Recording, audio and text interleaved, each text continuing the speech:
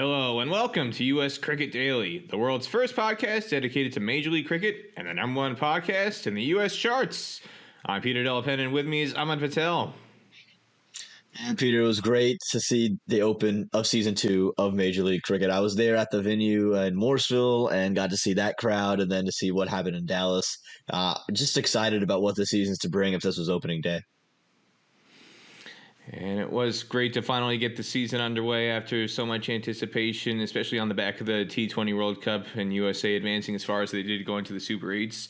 And there was plenty of American flavor on opening night, both in North Carolina and in Grand Prairie, Texas. And coming up, we'll bring you up to date on the two results from opening night. A strong start for MI New York, picking up where they left off after winning the title in Season 1 with a win over Seattle Orcas. And then Texas Super Kings going down to the LA Knight Riders on opening night at the hands of an Ali Khan masterclass at the death.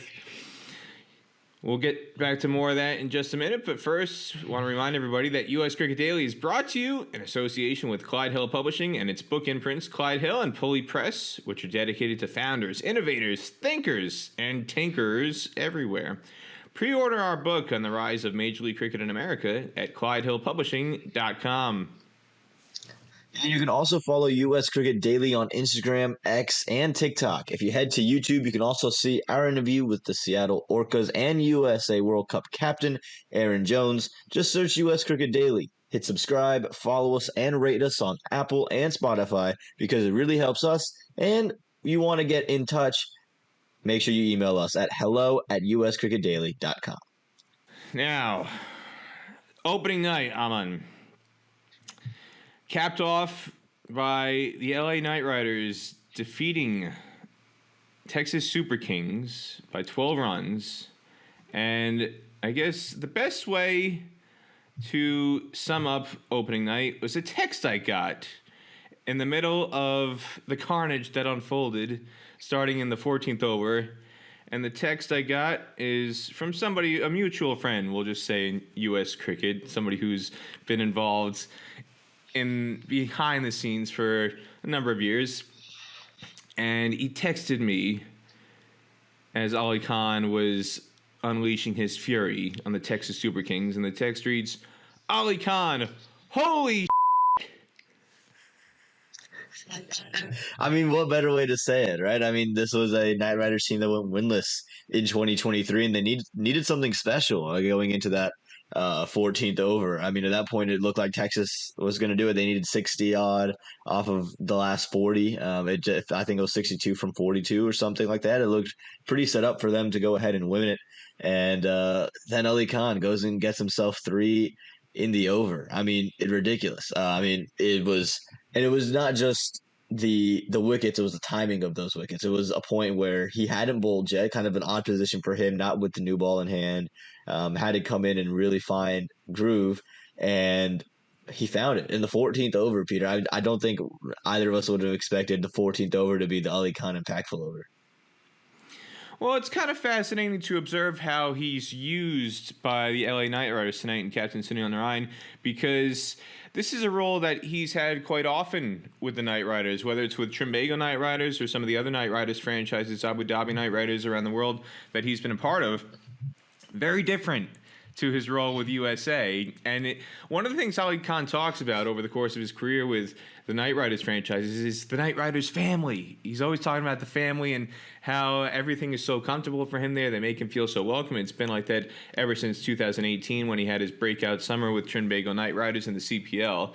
And you see that come out in his performance tonight. It's not just the way he's used by Sunil Narine, very cleverly, something we didn't really see with how he was used for USA. And obviously, they've got the luxury with a little bit more bowling depth to be able to hold him back until the 14th over.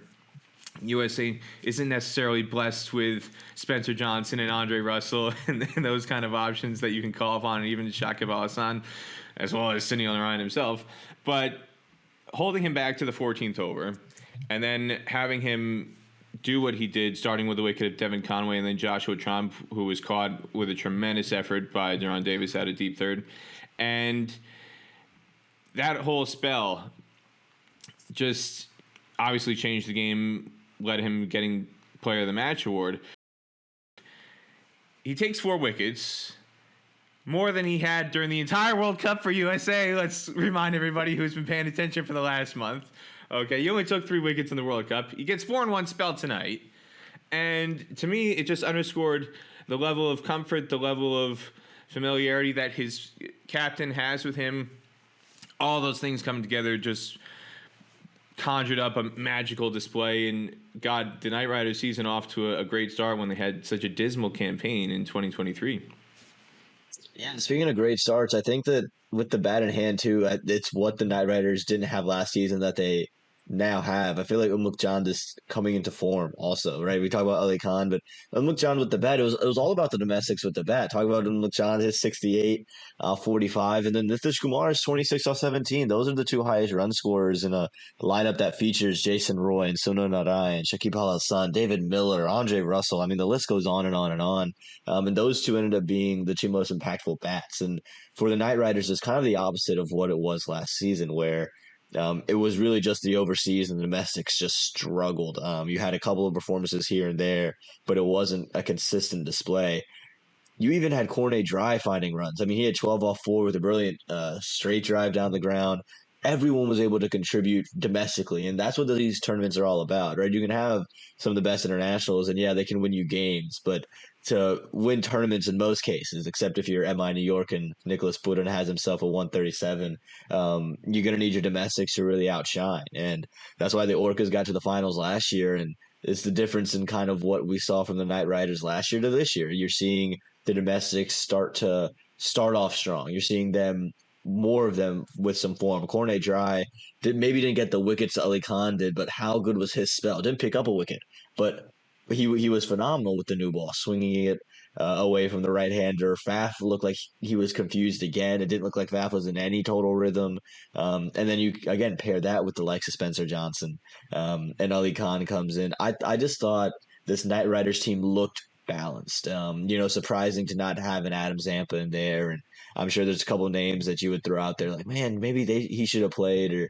But this team felt more balanced because of the fact that their domestics are performing, and they took a chance too on Unmunk keeping. I know Unmunk keeps in minor league cricket, but they drafted a wicketkeeper in the first round. Peter, you'd expect Aditya Ganesh to get a game, or maybe Alex Carey to come in as a traditional wicketkeeper, but they said no. We liked the way Unmunk's batting, and we're going to test him out with the gloves in hand, and it seemed to work out for him tonight. It's an interesting point you just brought up about first-round draft picks and the way they were used on opening night. We'll get back to that in a bit. But, again, just the fact that Knight Riders were so poor, and part of that was the lack of balance. And Umuk Chan last year, who struggled at times. And I know a lot of people out there in India and elsewhere in the USA are wondering, why wasn't Unmuk Chan picked for the World Cup? Where is he? How could you leave him out? Well, he gave a pretty resounding answer to a lot of the people who are wondering, where is Unmuk Chan? I want to go back to the point you made about first-round draft picks and their role on opening night, because that was a very interesting point you brought up about not only Aditya Ganesh, but we can also talk about Stephen Taylor and what he did later on tonight too. But Unmuk Chand, you talked about the team balance that Knight Riders didn't have last year. He's somebody who struggled overall in season one. He's left out of the T20 World Cup squad for USA. A lot of people wondering, where is Unmuk Chan? How could Unmuk Chan not be part of the World Cup squad? He led India to victory in the 2012 Under-19 World Cup. He's come to the USA. Surely he's got to be in the US squad. He didn't make it, and a lot of people may have felt he should have been in the squad. Well, he gave some ammunition to some of the people who feel like he was hard done by with his score tonight, making 68 off 45 balls, 6 4s, 3 6s. Bigger than any contribution he made in season one for the Knight Riders. And I think that's part of the reason why he was left out of the World Cup squad. He did very well in minor league cricket. He's been a standout in minor league cricket, but that transition to major league cricket didn't quite happen in year one. And then he didn't really do anything overly impressive at USA National Championship in March to really force his way into the squad. So he had a chip on his shoulder, especially if you've been following his Instagram feed, Aaman. He's digging deep into his musical catalog to play some songs to let people people know he wasn't quite happy being left out of the World Cup squad, and then the performance he made tonight gave a big boost not only to the Knight Riders but obviously to Aaman Patel and his future prospects for USA. Yeah, I mean, again, he was incredible, and I think we've all seen the talent there. You're just waiting for it to kind of come off, and I think what he did to Navino Huck was really just it showed kind of the amount of cricket he's played. You saw him move across to the off stump, knowing the angle is coming back into him, and he can kind of play that swivel that he loves on the back foot. And then the very next ball, knowing that it's going to be outside the off stump, would just stay put, got one over pitched, and sent it over cover. He's got all the shots in the book, and I think when he's going, it's hard to stop him. So it was good to see Aaman Patel play that way. And Nitish Kumar, I thought, was also really impressive. The couple of sixes he hit, that little flurry, was incredible down the leg side, and then unfortunately undone by kind of a brilliant take from Aaron Hardy on the boundary. But again, those domestic bats were good, and I really don't think the Super Kings played poorly. I just felt that the Knight Riders kept things together. They didn't let Mohamed Mohsin get in the wickets. They didn't let him steal the game away. They didn't let Aaron Hardy come in and rip through, or Stoinis come and rip through. And if they were going to take wickets, they were going to be expensive on the way out. Zio Huck probably had the best day with the ball, and he bowled the first couple of overs. He bowled 3 on the trot to start things off, and he had the best day amongst the Super King bowlers, and he looked really good swinging it from the left. But Navino Huck goes wicketless in this game. Mohsin goes wicketless in this game. And so, again, the Knight Riders, while it didn't look like they were going to get to a really outstanding score in 162, they just kept themselves in the game. You saw Mukjan keep himself in the game. You saw even Shakib Al Hassan, when he wasn't trying to go big, he was just trying to get one. They were all just getting one in their own way, and set the game up from there. So, again, it was just really mature. And then Sunil Narayan was just clever with the captaincy in the back end of it too, right? You mentioned the way he used Ali Khan and Spencer Johnson and Cornet. Everyone would have expected Ali Khan to open the bowling, right, with Spencer Johnson, but he goes Cornet dry and lets him swing it from a little bit more of a length because he sees the surface is doing something. And so it was just really interesting, the combinations and the skill of the captaincy from Narayan. Well, you said everybody would have expected Ali Khan to open the bowling. He bowled the first ball in the T20 World Cup for USA. He also bowled the first ball in the history of Major League Cricket in year one. It was opening night against the Super Kings last year, where Ali Khan was given the honor to bowl the first ball in Major League Cricket history. And as you said, a lot of people would have expected him to do that again tonight. But it's something that he has done before for the Knight Riders, coming into the death, bowling 14, 16, 18, 20, and just showed last year may have been more of a ceremonial occasion. Sunil Narayan wanted to make sure Ali Khan was in the history books. He would be the trivia question to be who would be the first person to ever bowl a ball in Major League Cricket history. Tonight, he was obviously more concerned with winning.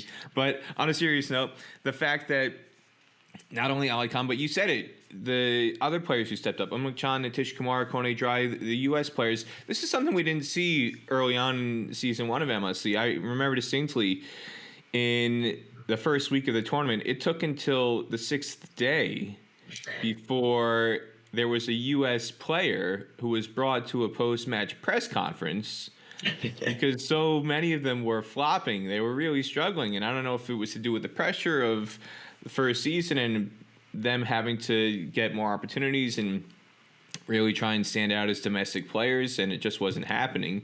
But I think that's one of the things I'll take away from opening night is the fact that we're not having to wait until the end of the first week for the domestic guys to step up. It happened right away on opening night.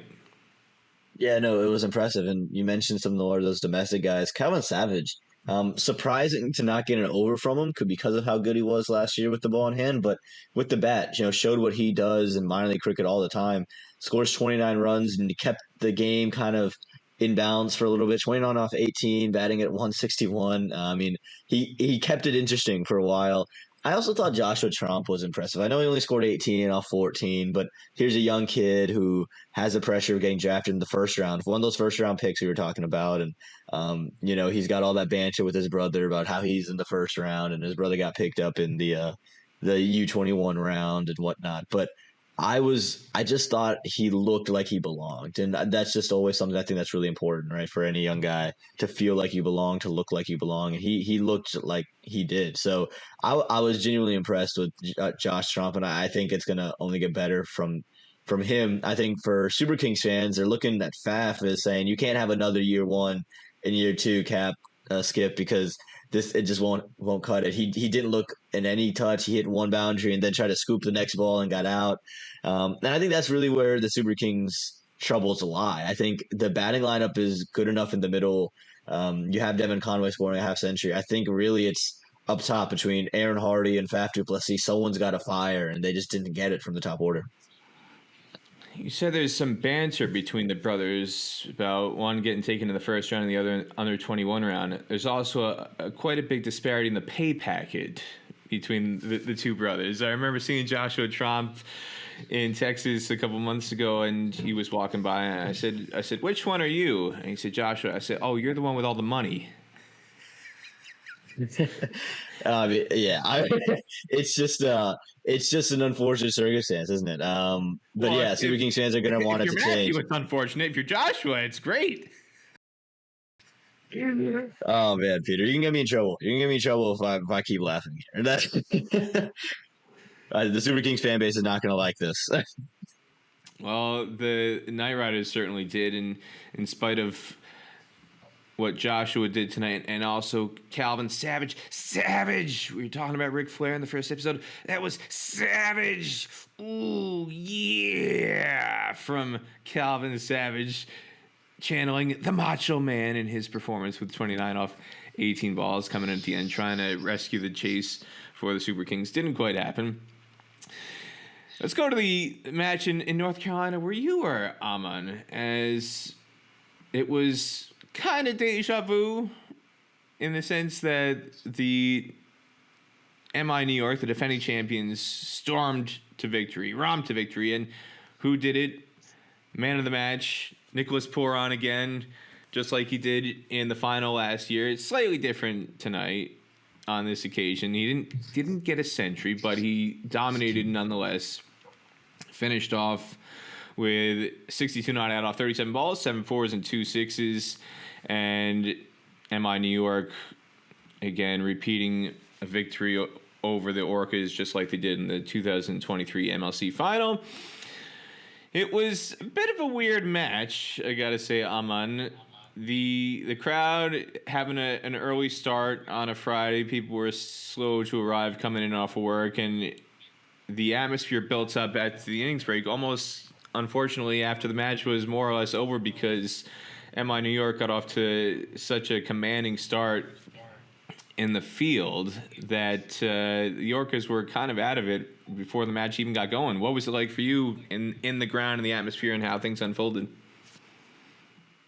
Yeah, I mean, I think it definitely got better as the day went on, but I was honestly surprised by the amount of people that got there early. When I was walking out after the broadcast crew, we got there, the commentators at least got there around 1:45.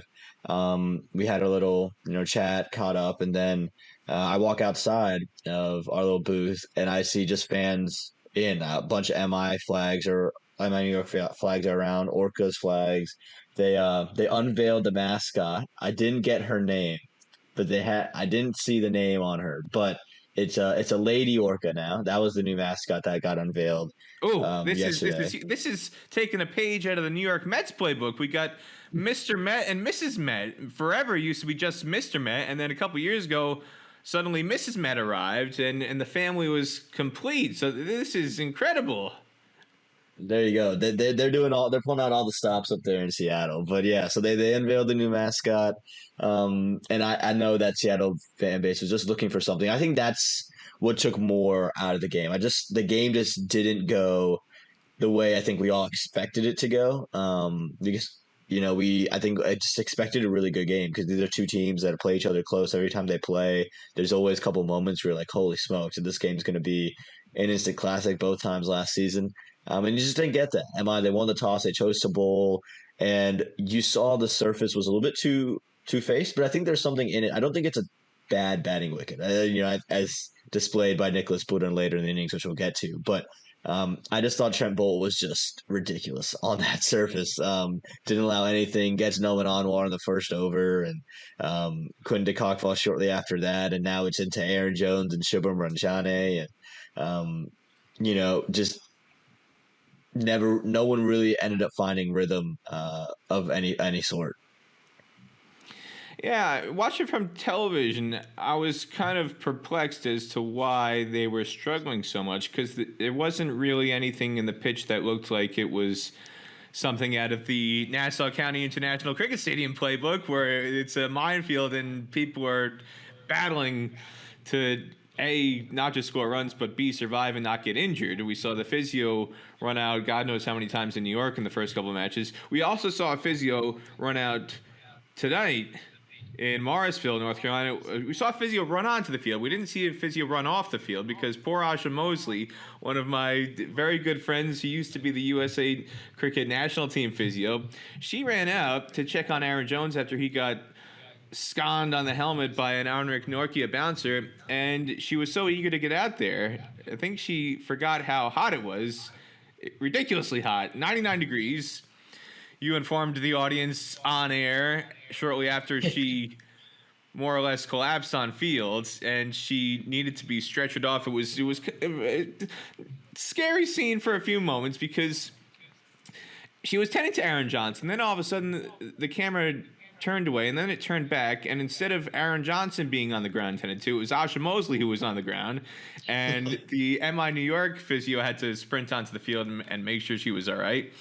And there was about a 5-minute or so delay, and then finally the cameras turned back to the center of the field, and Asha was strapped to a stretcher and being carted off the field, and she had a wide-eyed grin on her face. She was alert and smiling, and she's a very happy, cheery person under most circumstances. And this time the smile was a bit more mortified smile, if I've got to say. Texted her afterwards and said, "You looked like you were half happy, half mortified." She says, "Well, I was." But she's okay. Peter, You can report, Aaman. You checked on it. She's okay. She will be back. Yeah, she is okay. You sent me her number, and she said that she was all good. So it's good to hear that. But my goodness, was it incredibly hot. It's not usually this hot in Warsaw this time of year. We're used to maybe low 90s to touching the upper 90s, but this was 98 to 99 all day long with feeling like 110 degrees Fahrenheit. So you're talking high 40s if you're in the Celsius over there.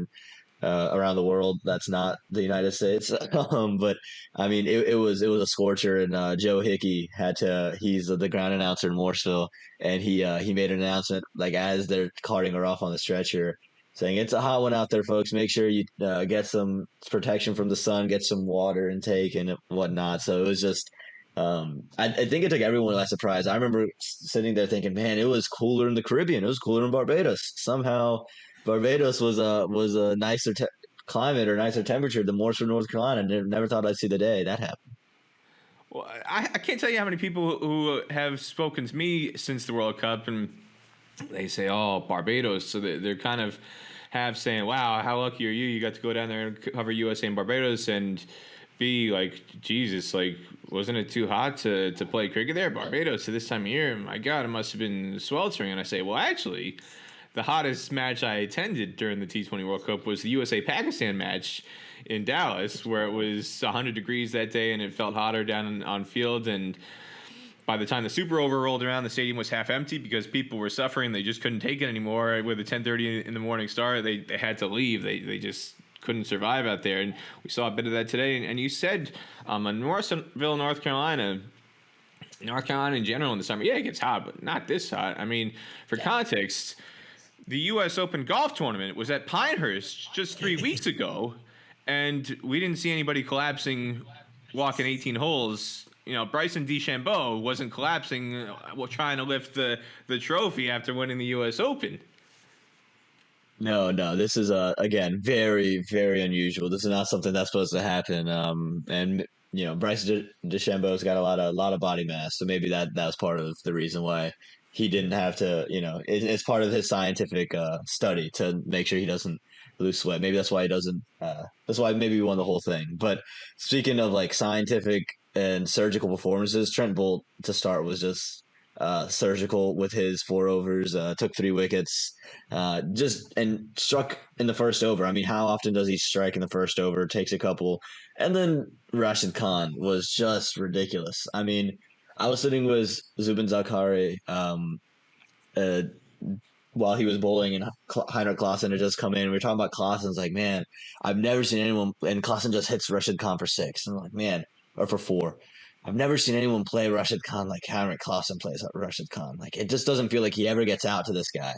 And the very next ball, Rashid Khan gets one to just get a little high on Heinrich Klaassen and takes his wicket, takes Ranjane's wicket. I mean, he was special to watch. He operated from his end and was just, he's a fan favorite. The crowd loves him. And he was just ridiculous. It just felt like whatever he was going to get out of his hand was going to be gold. And it was on that day, on today.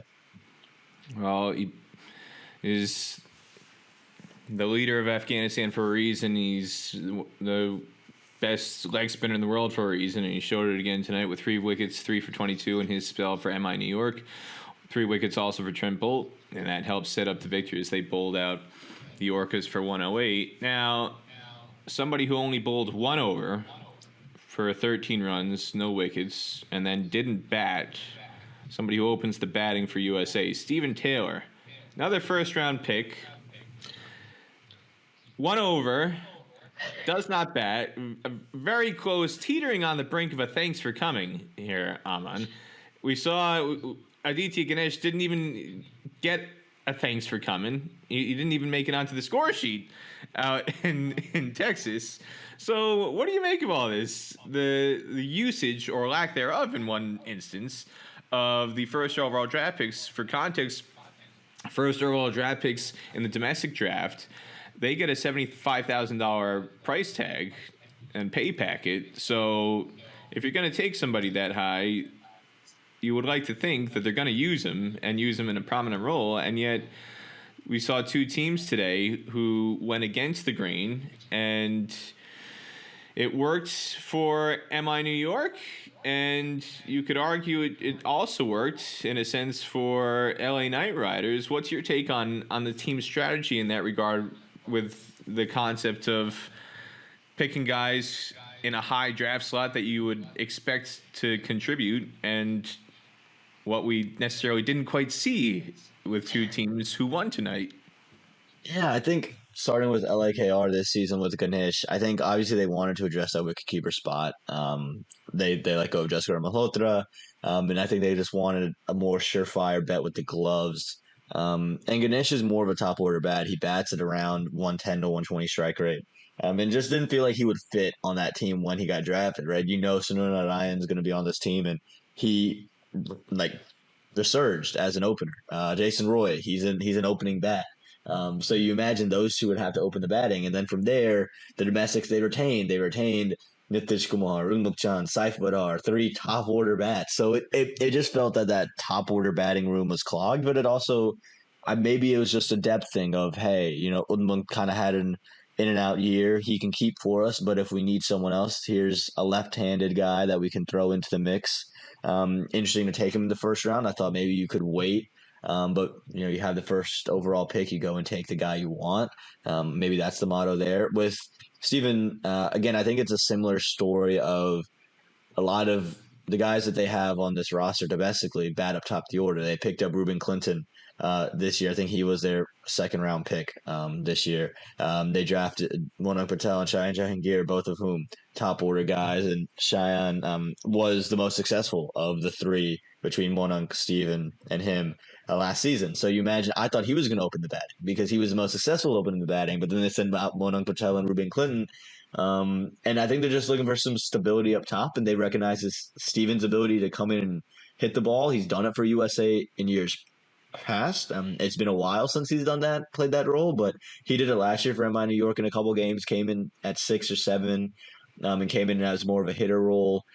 I think MI New York are banking on that middle order of internationals. I think that's how they won last season, and I think they're just banking on it again. I think they're looking for guys up top, maybe who won't be as aggressive batting at a 150, but if you can bat at a 90 to 110, they're okay. They believe in Shea's ability to rotate at 4, and then they think Steve is their best hitter, perhaps, and they're gonna rock with him at 6. I also think that now you open up the question about Nash Kenjige. He didn't play today. Does he come in for Steven? Does he come in for Ruben? Does he come in for Shea? Does he come in for Monunk? There's a lot of questions in that front. So I think MI New York had always interesting domestic questions, but they're gonna live and die by the internationals. They're gonna live and die by Nicholas Pooran being Nicholas Pooran and Kyron Pollard being a finisher alongside Tim David and Rashid Khan and Trent Bolt and Anrik Norkia. They're gonna live and die with those guys, and I think they're happy to just have some little contributions from the domestics, at least in the batting lineup. Well, we've got a Trump on field tonight in one match. We've got a Clinton on field in another match. This is an election year in America, so to have a Trump and a Clinton in MLCs is somewhat reassuring that we're not too far from the political sphere in terms of what's on the field in Major League Cricket. And Ruben Clinton, born in Fort Worth, Texas, so he's part of the DFW Metroplex in a sense. He's born there, moved to South Africa when he was a kid. He's played a lot of domestic cricket in New Zealand, and now he's worked his way back to the American domestic cricket scene, first through minor league cricket and now through Major League Cricket. And he took a pretty sharp catch on the boundary tonight early on in the course of play to help MI New York out in the field. And that was one of the things that head coach Robin Peterson talked about, the sharp catching in terms of how it affected their victory tonight. And here's what he had to say after the match. Yeah, it was just a good start. I think we eyed up trying to get out of the blocks quickly this competition. The bowling attack hunted exactly like we wanted them to hunt on this pitch. So, very pleased that the boys could put in a performance today and get over the line. And it's very pleasing that it was done clinically today. There you have it. Robin Peterson, head coach of MI New York, former South Africa international. And one other thing we had was a lot of fan atmosphere, fan excitement. Aaman, you got a chance to talk to some fans out there, and what was your overall impression of what was happening off the field, aside from how ridiculously hot it was out there in North Carolina? People were loving it. Morrisville loves cricket. It's a small town. Not a lot happens in, as Dane Pete would call, sleepy Morrisville. Everything's closed by 10, 11 o'clock unless you're going to a Buffalo Wild Wings. And everyone in Morrisville knows what Buffalo Wild Wings I'm talking about. Like it's a small town over here, but we're cricket crazy. And again, for how hot it was coming off of a Friday at 3:30, so people are coming off of work. It was truly awesome to see the people there, and then to see the young folk there was also really cool. And you got a chance to talk to some of those young folk in the crowd, and here's what a few of them had to say. All right, what are you guys' names? I'm a beer. And who is your favorite team in MLC? Seattle Orcas. Seattle Orcas. Who's your favorite player in MLC? Closet. Have you enjoyed? Now, for people who haven't seen the video version of the intro that we recorded to kick off this podcast, I look like I'm reading a hostage script. If you heard the audio version, I might sound normal, but if you saw the video version, I've got a deer in the headlights look that I might as well have been overseas, and I've got a gun pointed at me while I'm trying to read the introduction to the podcast. I can assure you, Aaman did not have to hold anybody hostage to get them to say those things tonight on opening night in Morrisville. No, people were always, they see a camera, they're ready to go. And the MI New York fans were having a good time after the game, too. They got their own chants involved, and here's one that was played loud and proud. Now, let's look ahead to day 2 of MLC. MI New York are going to be playing straight away again in Morrisville. 3 o'clock start local time, 8 o'clock in the UK, and they'll be taking on Washington Freedom, who are chock full of domestic talent. Obviously, Saurabh Netravalkar, the Oracle of San Francisco, USA's World Cup hero. He's the most prominent name in the bunch. But Andres Kaus, who was USA's leading scorer in the T20 World Cup, at the top of the order for Washington Freedom. And they've also got a new addition in terms of somebody who's represented USA in the past, Ian Holland, who I think would have been a fantastic member of the squad had he been available. He's tied up with county crickets commitments in England, but he's made himself available for Major League Cricket, and I think he'll slot straight into the Washington Freedom lineup to help with their squad balance. What's your take on what kind of fight the Freedom can be expected to put up on day 2 against MI New York, who look like an unstoppable juggernaut? I'm a big fan of this Freedom squad. Obviously, you're going to have the likes of Travis Head, Steve Smith, Glenn Maxwell, Akil Hussain, Marco Janssen, and Lockie Ferguson. And then you still, have guys like Rachin Ravindra, Andrew Ty sitting behind that. I don't think they'll get in the game, but again, you never know what the combinations look like. And then, like you mentioned, I think the domestics on this team understand their role and are very good in their role. Andres Kraus might be the best bat we have domestically. I think a lot of people would tell you that over the last 4 years, there isn't a bat they'd rather have domestically play on their team.